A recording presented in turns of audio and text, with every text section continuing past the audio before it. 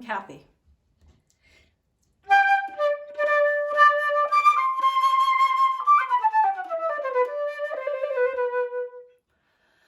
These few measures are probably played more than anything else in auditions. Auditions for college, auditions for orchestras.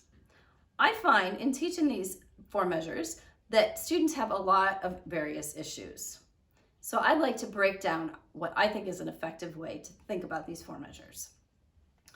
Marcel Tabuteau was an oboist in the Philadelphia Orchestra, and he had a whole system of evaluating what notes should be louder and which notes should be softer. He used numbers to signify this. So I don't maybe follow his guidelines exactly, but I've developed a system where I think about how one note should be in relation to another in terms of volume or importance. So when you take the first measure, or at least the first 4 notes,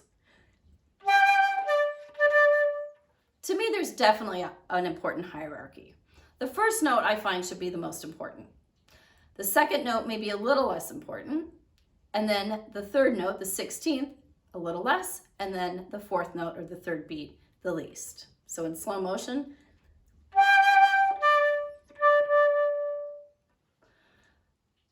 even just achieving that, I think you'll be a step ahead of a lot of players. In terms of note length, I find that the first note should be relatively long, the second a little bit detached, and the 4th relatively long. So then that answers the issue of the space between the notes. The first note should have a beautiful sound, a beautiful vibrato. I advise students to practice playing this first G several times, picking the flute up in the middle of the day without maybe doing a lot of warm-up and just playing the G. I've certainly had it happen where that note doesn't come out beautifully and I already feel insecure about my audition. Moving on, the 4th note is a little tricky because it really leads, the 4th beat, it really leads to the 2nd measure.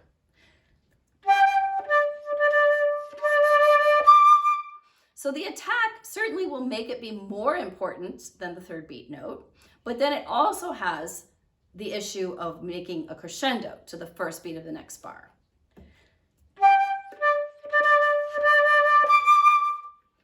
For me, the 1st beat of the next bar is as important as the 1st beat of the 1st bar. I'm not sure if I could evaluate which one is more important. Maybe of similar importance. But this direction in the 1st measure is very important. My 4th beat in the 1st measure is quite long. I wouldn't say certainly totally legato, but more or less legato. Pretty legato, still tonguing the top note, of course. We get to the 2nd measure, and we should have this shape. To me, that is a strong note, a slightly weaker note, and then a weak note. It's really important that that slur isn't too clipped because it will place an accent on the 2nd beat. I don't think the syncopation is important to bring out here. I think the beautiful D on the downbeat is what's important.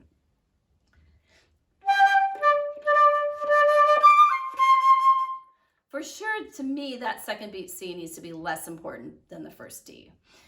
Then really, this is halfway through your 1st phrase.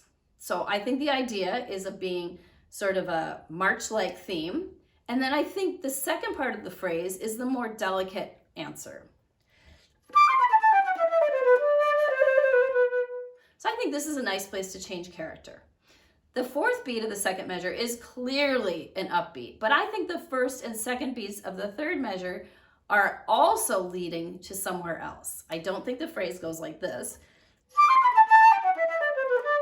I think it goes to the 3rd beat.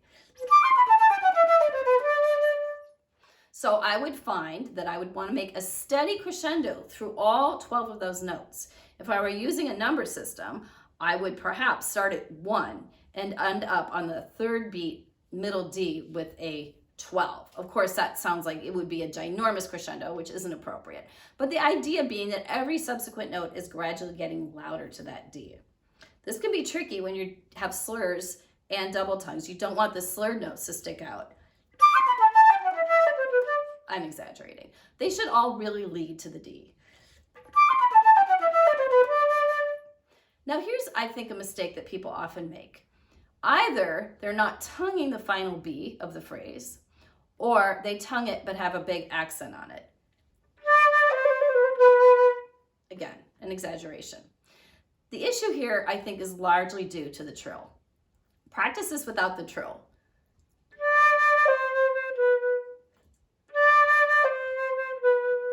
So again, 3, 2, 1 in terms of importance. The trill has to be more important than the final note. This is very important. A lot of times we back off our airspeed on trills. So now adding the trill, or even without the Nachschlag, make sure you still have that 3, 2, 1 in importance. The next thing people often do at the end of the trill is play louder on the Nachschlag. But that's not a good idea either. We should really keep the same volume and the same legato that we had on the trill. And in fact, get a little bit softer on the Nachschlag. The Nachschlag should be louder than the B behind after it, but softer than the trill before it, if that makes sense. I know this sounds incredibly detailed and methodical and probably really annoying, but I do think thinking about the phrase this way will result in an excellent execution, musical execution of the phrase. The only thing I haven't discussed is how to get from that first part of the phrase to the second part. I'll play it and you can listen and then I'll talk about it.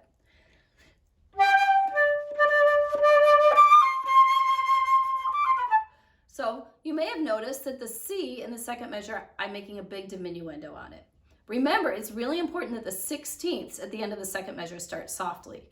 There's a tiny bit of a lift, but no accent on that D, fourth beat.